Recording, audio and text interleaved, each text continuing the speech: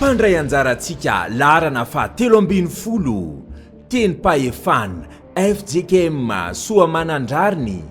2 izy ireo no mpikambana ao anatin'ny antoko-pihira.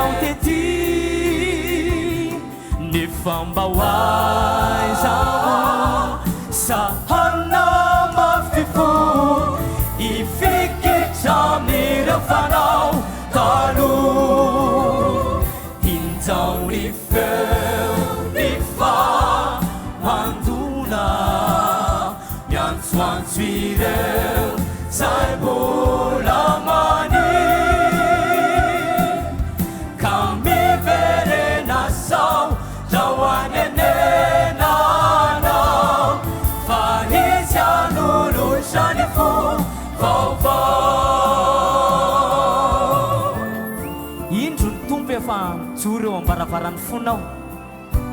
meteza mpandroso azy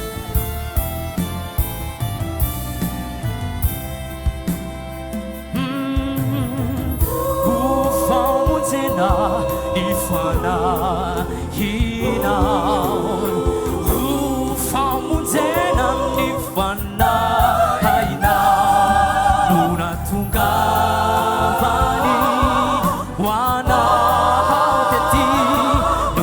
tungavani wanao teti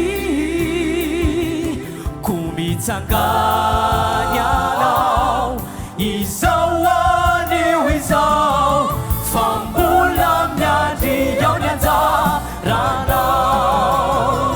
izao ny feo ny fa mandona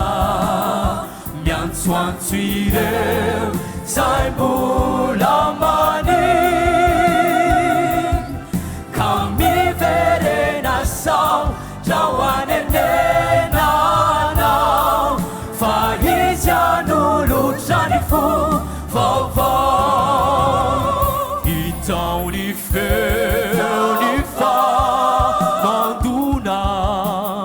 miantsoantso ireo zay mbola mani kami verena sao trao anenenanao fa izy anolotrany fo vaovao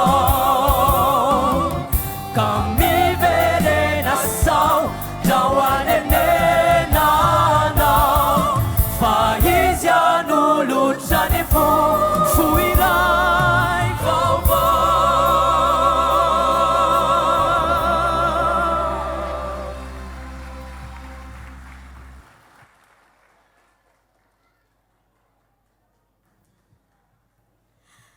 Makasitraka ny teny pahefana avy eo amin'ny FJKM Soamanandrarina isika